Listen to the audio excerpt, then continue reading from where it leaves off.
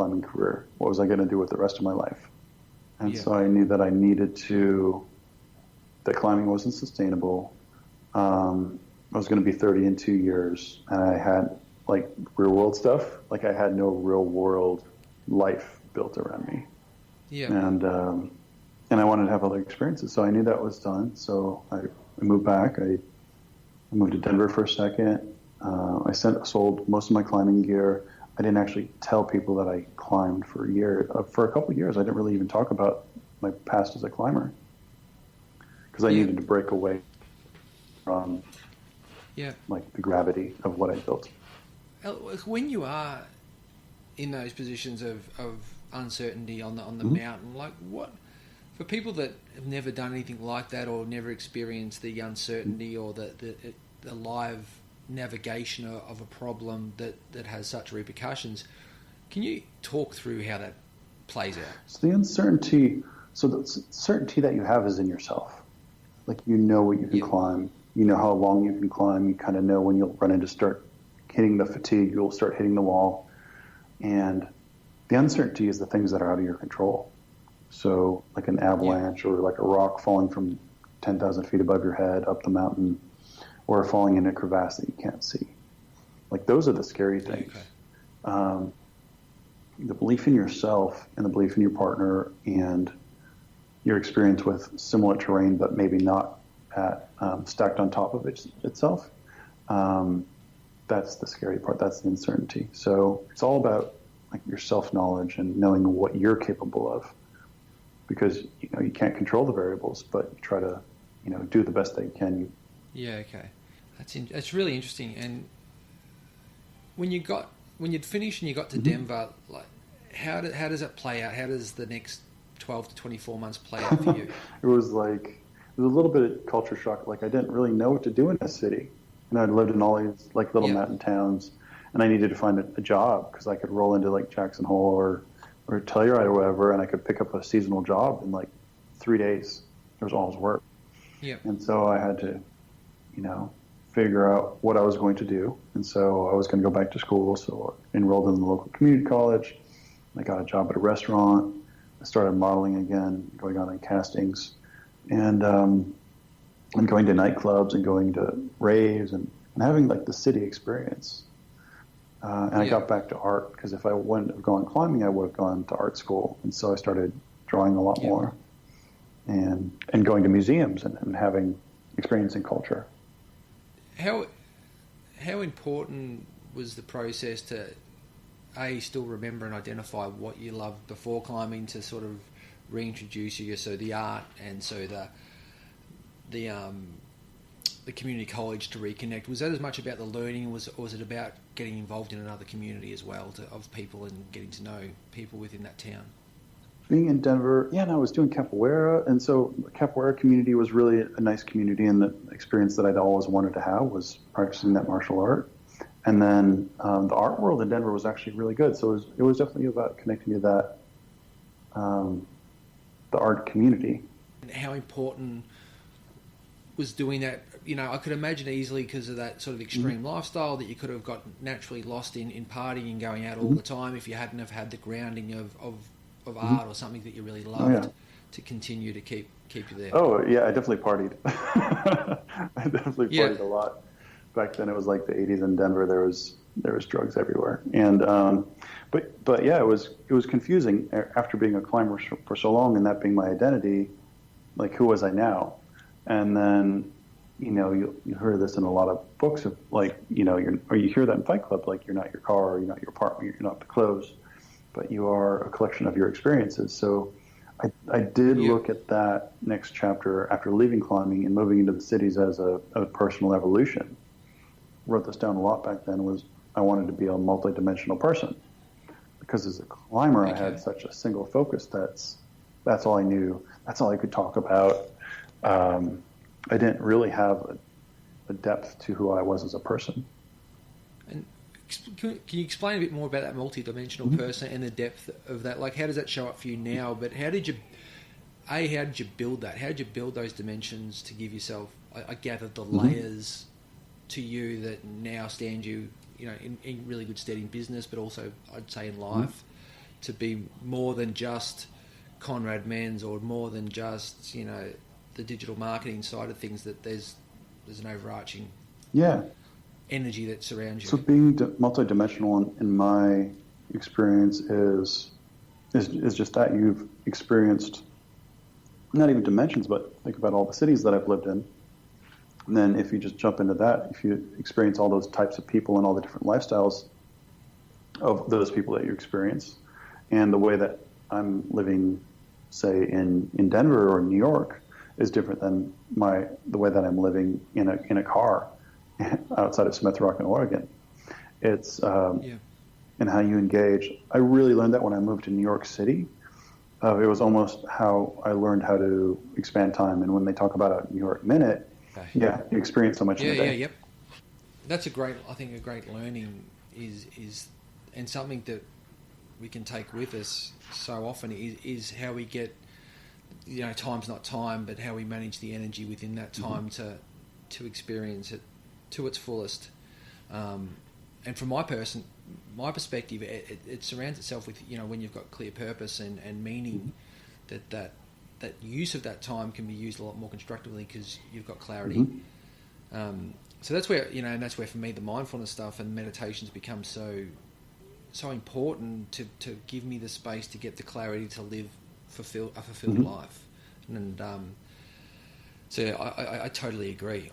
Alex, I'd love to chat through, your stories of living in all the cities. Like, when did you have a moment, or have you had a moment where basically you've realised the life skills that you've got from climbing and from meeting so many different people and living in cities and living on no money and then having lots of money, how they've held you in really good stead from a life skills perspective, because you have lived such a unique but fulfilled life while you were young, that it's actually now you're a bit older that you're really appreciative of all that you've learned. Yeah, so it's a culmination of both all the people, so the network that I've built and the skills that I've learned, and more than that I know how to learn very quickly.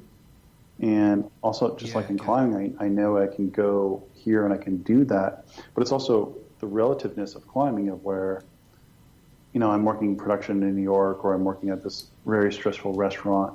Nobody's going to die if something goes wrong, right? Yeah. So it really. Yeah, and you've been there before where that it has, literally could die. And people are freaking out because this person didn't get their tacos. So you can. You can pause. You can pause, and you're like, instead of freaking out and thinking the world's going to end because of tacos, that you're like, okay, so how do we fix that, or what's the solution, or how can I handle the situation in the best way possible so we can get them their food, we can apologize, we can ask them what we can do to make it right, rather than just living in this giant, crazy, fearful state. Yeah, and are you really mindful of that now, when you don't overreact and you sort of do continue to pause and just slow everything down a little bit? Yeah, and I think that's always kind of been my superpower, and I've always been able to calm people down around me. And I don't know whether that is. I think it's just something that's inside of me that I can. When I used to manage a restaurant or work in restaurants, they would have me go sit down at the table next to the people that are just screaming at the waiter, and everything would just cool down. Yeah, okay. And would you say that was the naturally learned energy that you had to have when you are climbing? Because if you are in that panic state, you're no good to anyone. And was that something that was not was it natural, or do you think you learn it while you were young and climbing? I think it's something that I had, but I think it's also like the stillness and this focus of where you are just in the moment, and also where you can really talk to somebody, where you're not talking at them, or they're not talking at you, or you're not waiting for what they're going to say. So it's your turn to talk. You're talking to them. You're conversing with them. Yeah. So you're hearing them and they're hearing you, and you can get into just other forms of communication. Just being able to kind of look beyond the words and almost to feel what they're feeling, and having that empathy towards them, and really looking at it in their shoes, and trying to figure out and also troubleshooting, like, is this what's happening? Is that really the problem, or is this also their operating system? Or are they just angry at everything, right? So it is having that consciousness of seeing what their operating system is. Is this the reality of a situation, or it's just, there's other things in play. How important, that's what you've just said is the most, I think it's the most misunderstood and underutilized skill, especially in modern society where we are quite busy and rushed, that ability to be with someone in that moment fully, and to sit in the moment and be okay with it, and not to try to rush it or to manifest it into something that it's not.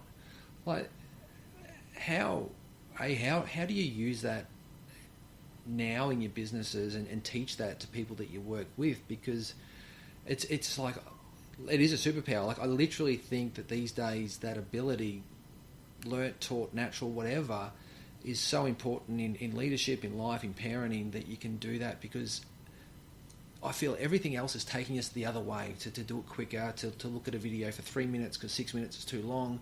It's this distraction that we need to fill a moment, because if the moment's empty, there's something wrong with it. Yeah, no. So if I'm running a photo shoot, right? You have all these people, you have all these resources here, and I learned this a lot in New York, where you need to get through whatever it is that's happening with all the personality dynamics or the weather or whatever, the light, and you still have to get the shot done. And so you have to kind of, like running restaurants like this as well, if you're, like I was a maitre d' at this restaurant, and you're orchestrating the energy of that restaurant, because this person's angry, this person's easy, and you're juggling all these balls, but you're making it all work together. And so what I'm looking for is harmony. And so it's like, what does this person really need, or what is this person looking for? What's the solution? So when I'm approaching any situation like this, especially in business, I'm looking for how I can be of service to this person. And what do they really need? Because it's, they might not really need the tacos. They might just need to be heard. Yeah. And I have tons of consulting clients of where it's not about the work that you're doing, it's how you're doing the work and how you're interacting with them. And a lot of times your clients just need some attention, and they need to know that you're going to be there to listen, and you're not just, putting a widget over here and putting a widget over here and pulling this lever and pulling that lever. You're understanding things as a whole. And I think that's where a lot of people get flustered. And I use this a lot, is that say you're walking down the streets of New York or any busy city, and you get mad at everybody that bumps into you, and you're going to stop and yell at every person that bumps into you. Like, you're not going to get anywhere. Yeah. So I think a lot of situations in life are like that, but people take the time to get angry about everything. And so think about how slowly you move through life.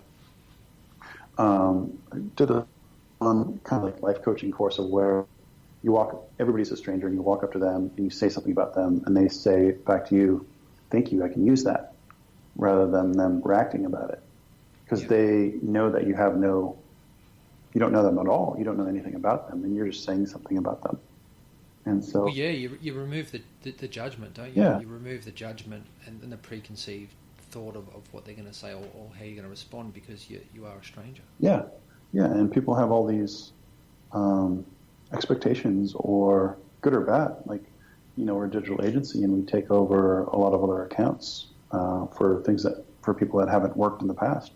Other agencies that haven't done good work, or and people. It's like in a relationship, like you've been hurt in the past and you expect to be hurt in the future. And so you're projecting that onto the situation, which makes the situation uncomfortable, which isn't pleasant. Rather than looking at, and most people aren't aware of these internal patterns of where they keep getting the same result. And they keep carrying the last situation into this situation into this situation. So I think when we do these things where we stop and we listen and we get to the root of the problem, or the root of their filter, people start to wake up a little bit. And a lot of that will also have to do with the language and the way that I'm asking them questions.